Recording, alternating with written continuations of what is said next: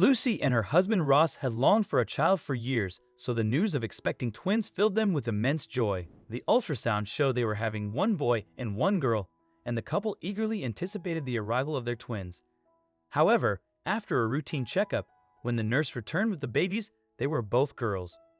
Lucy's expression drained of color. "Where has my son gone? What exactly did you do to him? And whose baby is this other girl?" she screamed, gazing at the nurse who had just brought the kids in.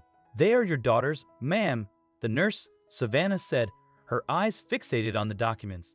"I double-checked the reports and I'm confident there is no error." "Have you lost your senses?" Lucy snapped. "I have all the reports with me as proof that I was supposed to deliver a boy and a girl, and I was informed about the same after delivery. There's no way they're both girls." Lucy noticed the fear in the nurse's eyes when she looked up from her reports. She was about to say something to her when Dr. Linda Carter walked in. "Would you please keep quiet, ma'am? This is a hospital, and there are other patients," she explained to Lucy. "Quiet? Seriously?" Lucy glared at her. "Your nurse brings me a random child, then tells me she's not wrong. Is that how your hospital administration operates? Should I contact the chief doctor and inform him of the situation?" "I agree with my wife, doctor. We don't want to create a scene either," Ross intervened. "But your nurse is lying. We don't know why she's doing that, but if we don't get our son back, we'll have to call the police." "Please, sir, calm down," Dr. Carter said. "I'm sure there's just some misunderstanding. Savannah has been working at this hospital for several years. Perhaps she brought the wrong documents." "Savannah, may I have a look at the papers?" Dr. Carter inquired, but Savannah didn't give it to her and instead started stammering. "There's no need, ma'am. I checked it, and they're fine." Dr. Carter sensed something was wrong and softly told her, "It's fine. Let me quickly check the reports." However, when she read through them, she realized Lucy was correct. "Please give me a minute, ma'am," she said as she flipped through the pages. "I assume Savannah brought the incorrect paperwork. There was another patient named Lucy Matthews, and Savannah got confused." "I'm glad you noticed your mistake," Lucy said, glaring at her. "I would recommend that you hire responsible people as members of the staff the next time." "I'm sorry, ma'am." Dr. Carter apologized again as she turned to face Savannah. "Would you mind accompanying me, Savannah? I need you to find the correct reports for me." Savannah swiftly followed Dr. Carter, but Lucy spotted the tears in her eyes as she walked away. She got a strange feeling Dr. Carter and Savannah were up to something, so she decided to follow them. She watched them both enter Dr. Carter's clinic and then heard someone crying. It had to be Savannah, she reasoned. Fortunately, the door was slightly ajar, so Lucy sat on one of the chairs just outside the room and listened to what they were saying. "What were you thinking, Savannah?" Dr. Carter spoke in a firm tone. "Lucy Matthews delivered twins, a boy and a girl, at 10:30 a.m. today. Even the reports said that. Why are you lying to them? Be honest." "I didn't have a choice, ma'am," Savannah sobbed. "That other newborn girl belongs to my sister. Her spouse had abandoned her after he learned about the pregnancy, and unfortunately, she didn't make it post-delivery. I could have adopted her, but my husband refused." "Why don't you place her in a nursing home?"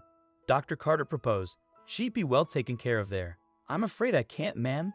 It was my sister's last wish for her daughter to grow up in a loving home," Savannah sobbed.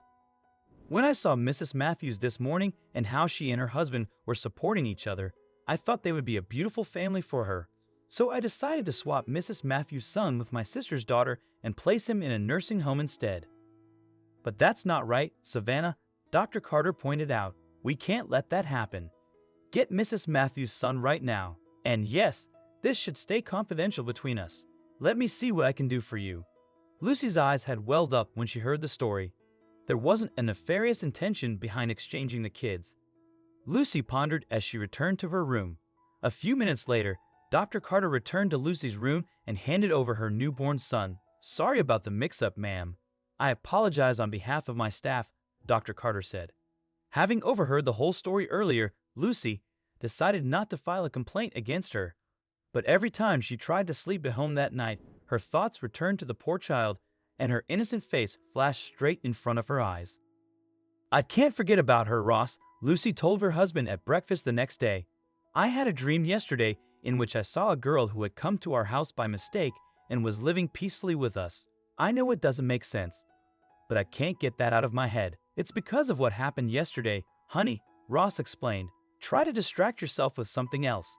How about we go somewhere? You'll feel better. No, Ross, Lucy looked at him. I don't feel like leaving that child alone. I want to adopt her. But honey, Ross cried, are you sure? We'd already have 2 children to look after, and a third would be far too much. Don't make emotional decisions. We need to be practical. I understand, Ross, but please, I can't persuade myself. I pondered it all night and decided to adopt her. Can we please go to the hospital today? Well, honey, I am there with you in all your decisions, but I'm worried it'll be too much work for you. I can manage that, Ross. Please? Lucy insisted. Ross initially opposed the adoption, but his feelings changed when he held the child in his arms. She had brown eyes with a slight green tinge, and she kept staring at him. Ross was moved by her innocent looks, to say the least. I'm delighted you considered adopting her, Mr. and Mrs. Matthews. She is indeed lucky, the doctor told them. Well, doctor, we try to lot for kids, and now, when a child wants to come to us, we can't just let it go. Just let me know when we can take her home, Lucy said. It'll take some time, but for now, I'll submit the documents to expedite the process. Just as the doctor predicted, it took a while, but Lucy and Ross never doubted their choice. Bringing the baby girl home, they named her Amelia, feeling their family was now whole.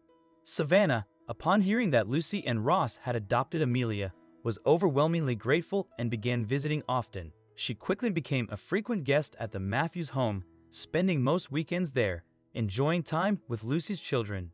The twins, Shea and Mark, and Amelia,